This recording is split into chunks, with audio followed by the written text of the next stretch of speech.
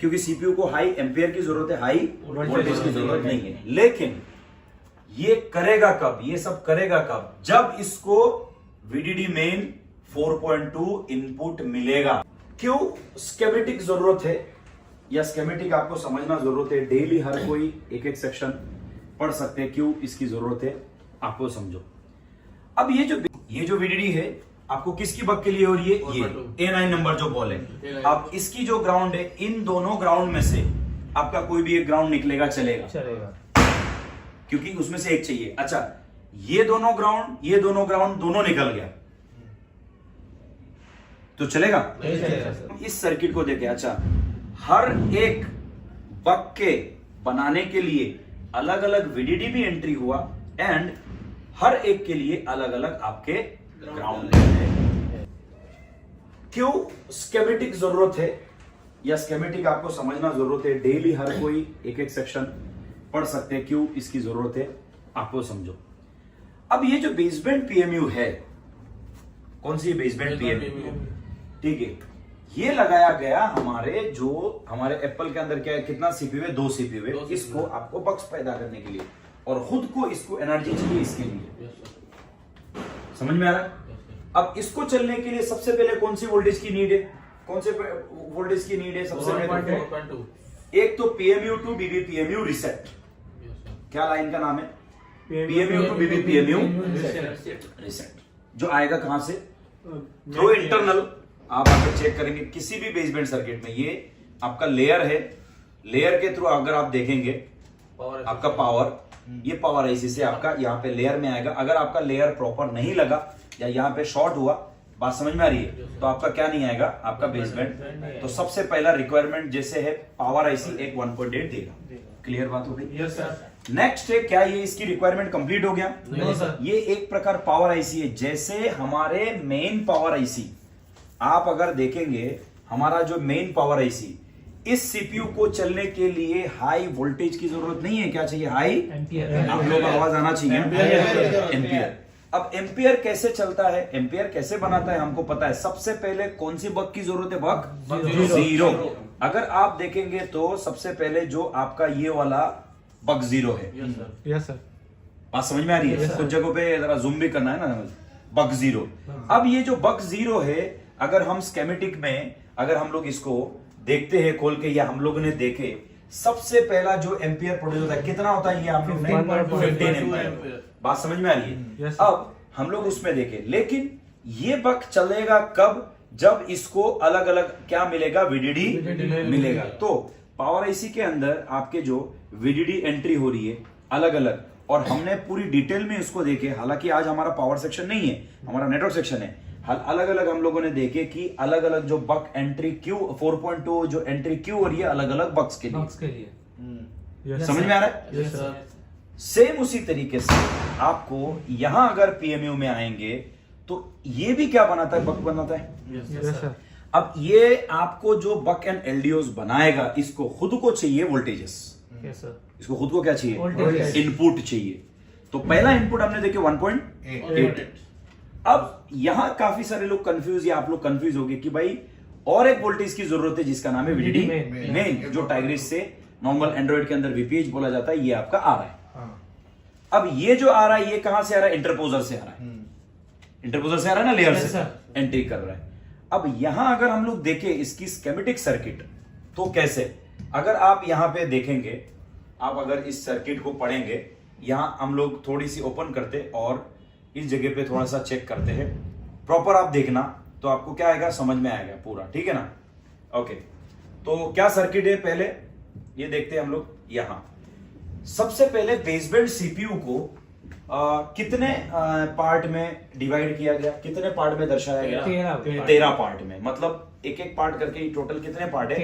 13 part है। ठीक है, अगर 13 पार्ट है तो 13 पार्ट में ये हम कितने नंबर पार्ट पढ़ रहे हैं? रेल्स, जैसे दैट मीन्स जो वोल्टेज वाली है, इसमें हम कितने नंबर पार्ट पढ़ रहे? हमारे पढ़ रहे 1 नंबर पार्ट। ठीक है, उसके बाद है ये 2 3 4 5, ये 5 कंप्लीट हुआ।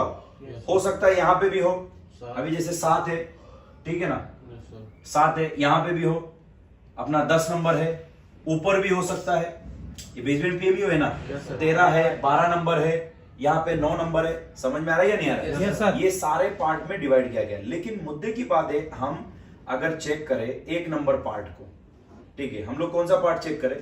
1 नंबर पार्ट में इस चीज को अगर चेक करें तो प्रॉपर आपको ध्यान देना है। क्या ध्यान देना है आपको? चेक करो, बक समरी कितनी लगी हुई है? 1 2 3 4 और ये क्या है? 5। समझ में आ रहा है? ओके, हम लोग अभी यहां पे देखेंगे 1 2 3 कितना हुआ? ध्यान दीजिए, 1 2 3 4 5 और ये एक है 5। ठीक है, अब आप लोग बक के नंबर देखिए, यहां पे बक के नंबर देखिए, L401K। ओके, यहां हम लोग देखते हैं एक 401K। अंडरस्टैंड और नॉट? ओके, नाउ आप चेक कीजिए, ये जो बक है मॉडर्न के लिए, अब इस बक जब वो आउटपुट करेगा, मेरी बात को ध्यान से समझना, यस सर, समझोगे तो आप क्या होगा, थोड़ी सी माइंड आपका प्रॉपर ये होगा, ठीक है ना। ये बक जब ये आउटपुट करेगा, Yes, sir. ठीक है ना, तो वो कब ये आउटपुट करेगा? अब जैसे इसकी ये लाइन ये है, ये साइड का है, यस सर, समझ में आ रहा है ना? ये किसके साथ जुड़ा हुआ है? पीएमयू के साथ। के साथ पीएमयू के साथ कितने नंबर बॉल पे जुड़ा हुआ है? B6 and B5। अपन अगर क्लिक करते तो यहाँ पे अगर आप चेक करेंगे तो कितना? B6 एंड B5, तो इसके साथ जुड़ा हुआ है। और इसकी जो आउटपुट है यहाँ पे कहाँ है? यहाँ से आपका कहाँ है? सीपीयू के अंदर है। तो आउटपुट है ये साइड, आपको समझ में आ रहा है कि नहीं आ रहा है? आउटपुट है यहाँ साइड, तो इस साइड से आपका कहाँ है? कहाँ पे दिया हुआ है आपका? बीबी सीपीयू के अंदर आपका दिया हुआ है। और वहीं से एक लाइन आप अगर देखेंगे बीबी पीएमयू के अंदर है, जिसको बोला जाता है, हम लोग ने पहले भी देखे बक्स का, इसको line name is feedback. Understand और नॉट? ओके, नाउ ये कितने एम्पियर प्रोड्यूस ये कर रहा है? 4.7। किसको दे रहा है ये? बीबी सीपीयू को। How many voltages? 0 कितना वोल्टेजेस है? आप चेक कीजिए, कितना वोल्टेजेस है यहाँ पे? मैक्सिमम कितना वोल्टेजेस? 0.8, मतलब करीब 0.9 1 वोल्ट तक है, कम से कम। समझ में आ रहा है? क्योंकि सीपीयू को हाई एम्पियर की जरूरत है, हाई वोल्टेज की जरूरत नहीं है। लेकिन ये करेगा कब? ये सब करेगा कब? जब इसको VDD मेन 4.2 इनपुट मिलेगा। अंडरस्टैंड? ये बग कब काम करेगा? ये वाला स्पेशल बग कब काम करेगा? जब स्पेशल इसको 4 पॉइंट मिलेगा। अच्छा, इसकी जो 4 पॉइंट एंट्री हो रही है, कहां से हो रही है? A5 एंड साइलेंट कर दो ना, कट कर दो। इसको कब मिलेगा? A5 and A6 number 4। अब अगर हम लोग देखेंगे आउटपुट कितने नंबर बॉल से कर रहा है वो? B6 जो कनेक्टेड है ये है B6 एंड कौन सा जो कॉइल में है। लेकिन ये वाला बग कब काम करेगा? जब लेकिन 4.2 मिलेगा कितने नंबर बॉल से? A5 अच्छा, तो A5 A6 में क्या हो रहा है? क्या एंट्री हो रही है? VDD में A5 A6 कहाँ है? VDD A5 एंड A6 क्या एंट्री हो रही है? पर ये VDD अगर मैं निकाल देता हूं और यहां पे VDD है, यहां भी VDD है, यहां VDD है, क्या ये चलेगा? पहला ही जो बक है वो काम नहीं करेगा, क्योंकि वो उस बक के लिए पर्टिकुलर एक के लिए। अंडरस्टैंड और नॉट? अब मुद्दे की बात और एक सुनो, अब हर एक सर्किट को ग्राउंड की जरूरत है। अब नॉर्मली हम लोग जब यहां चेक कर रहे, ये तो सारे ग्राउंड बोले, सब निकल जाएगा, चलेगा या नहीं चलेगा? नहीं चलेगा। आपको देखनी है। तो इस सर्किट को, इस ब्लॉक को चलने के लिए इसकी एक अलग से बक की जरूरत है, जिसका नाम क्या है? अब E7 नंबर बॉल, कितने 7 नंबर बॉल है? E7 number ball. ये E7 नंबर बॉल इस बक सर्किट के, सपोज एग्जांपल आपने बेसमेंट पीएमयू उठाया, ये वाला ग्राउंड आपका निकल के आपका मोडम आएगा? सवाल नहीं पैदा, क्योंकि ये ग्राउंड उस सेक्टर के लिए। तो ये आसान है कि स्कीमेटिक आसान है? स्कीमेटिक आसान है। अब सेम उसी तरीके से आप देखेंगे जो सेकंड पार्ट, जो हम लोग यहां देखेंगे हम लोग, ये वाला, ठीक है ना, सेकंड पार्ट L402 जो खुद के पीएमयू के लिए चाहिए, L402। अंडरस्टैंड और नॉट? अब यहां देखेंगे तो इसकी बक एंट्री अलग से हो रही है, कहां से हो रही है? A9 number ball. कितने नंबर बॉल? A9। ये तो ये एंट्री कौन सी बक के लिए है? ये वाला बक के लिए। Yes sir. ये एंट्री किसके बक के लिए? ये वाला बक के लिए। अगर हम लोग देखेंगे यहाँ पे, तो ये जो बक हो रही है, ये जो बक VDD एंट्री हो रही है, ये जो वीडीडी है आपको किसकी बग के लिए हो रही है? ये A9 नंबर जो बॉल है। अब इसकी जो ग्राउंड है, इन दोनों ग्राउंड में से आपका कोई भी एक ग्राउंड निकलेगा, चलेगा? क्योंकि उसमें से एक चाहिए। अच्छा, ये दोनों ग्राउंड दोनों निकल गया तो चलेगा? नहीं चलेगा सर। क्योंकि आपको तो हम यहां पे क्या कोई पता चल रहा है? हमको नहीं पता चला। कुछ नहीं पता चल रहा है। ये तो नॉर्मल ग्राउंड है, पिक्चर ये तो नॉर्मल ग्राउंड है। दूसरी, आप ये देखो, यहाँ पे वीडीडी मेन तो एंट्री 4-5 जगह पे हो रही है, तो हम छोड़ देते कि 2 बॉल निकल जाएगा। जैसे यहां से 2 बॉल, ये दोनों, ये 3-4 निकल गया, क्या चलेगा? नहीं चलेगा। नहीं, हर एक के लिए अलग अलग वीडीडी एंट्री हो रही है।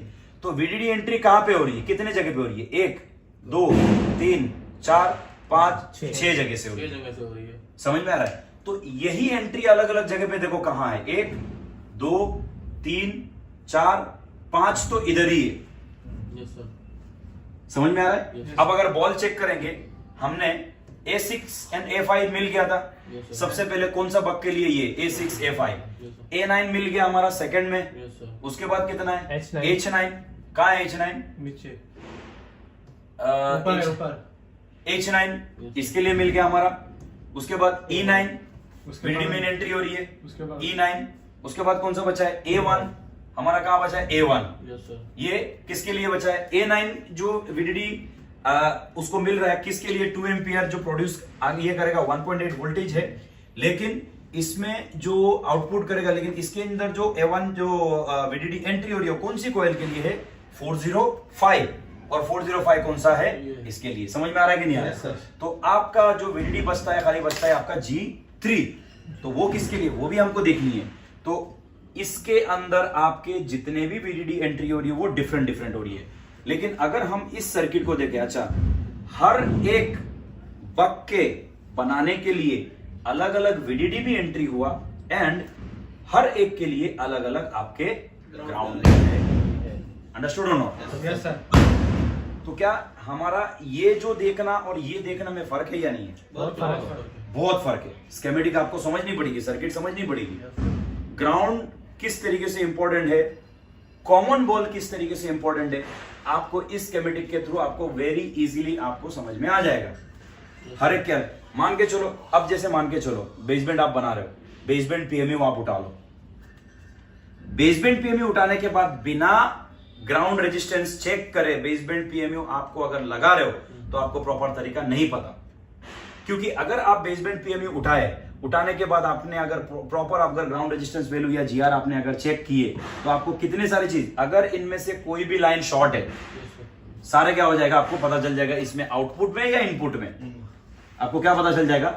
पता चल जाएगा। मान के चलो आपका अगर जैसे ये है, आपका ये लगा हुआ है, तो ये कॉइल के थ्रू, तो ये बॉल इसके साथ कनेक्टेड है। अगर बेसमेंट सीपीयू की लाइन शॉर्ट होगी तो यहाँ पे आपको क्या नहीं पता चलेगा? पता नहीं चलेगा। तो अगर आपको कोई लाइन शॉर्ट हो रही है तो आप बेसमेंट पीएमयू क्या नहीं करेंगे? क्या नहीं करेंगे? आप नहीं लगाएंगे। नहीं लगाएंगे। अगर आपने जीआर चेक कर रहे हो, जीआर चेक कर, तो कोई लाइन अगर शॉर्ट आ रही है तो आप क्या बेसमेंट पीएमयू लगाएंगे? नहीं लगाएंगे। आपको वो शॉर्ट पहले निकालनी है।